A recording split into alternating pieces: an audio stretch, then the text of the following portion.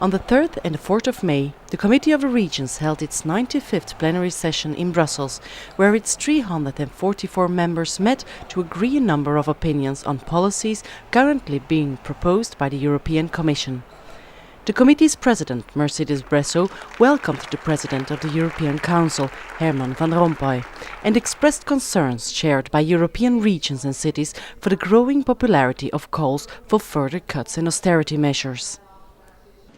First of all, austerity policies. They have major effects on regional and local authorities because their finances have been severely damaged by the economic and financial crisis we've been suffering since 2008.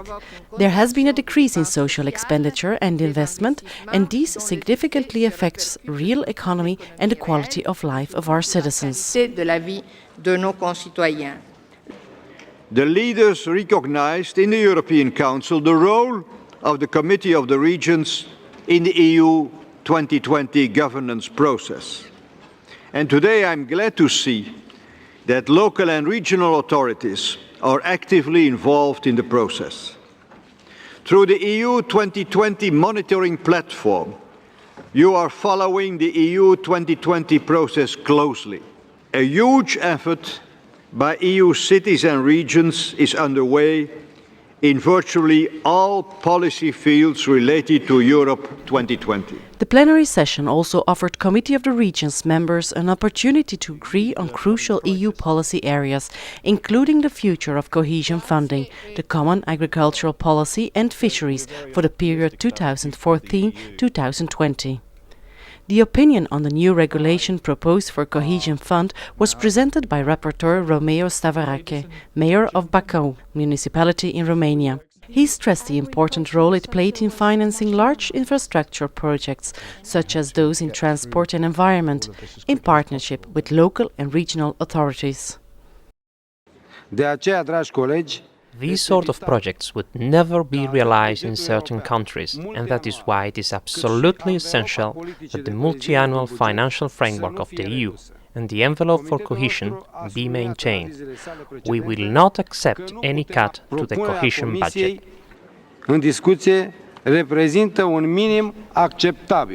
After some considerable debate, an opinion on EU fisheries policy proposed by Rapporteur Struck, Marshal of the Pomorsky Voivodeship, was agreed unanimously. Mr. Struck expressed his satisfaction that the proposal to implement transferable quotas was included within the opinion of the common fisheries policy.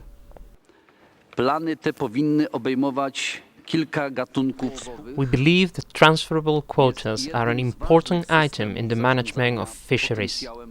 We should agree, however, that it shouldn't be compulsory throughout fisheries in the EU, and it should only remain at the discretion of member states.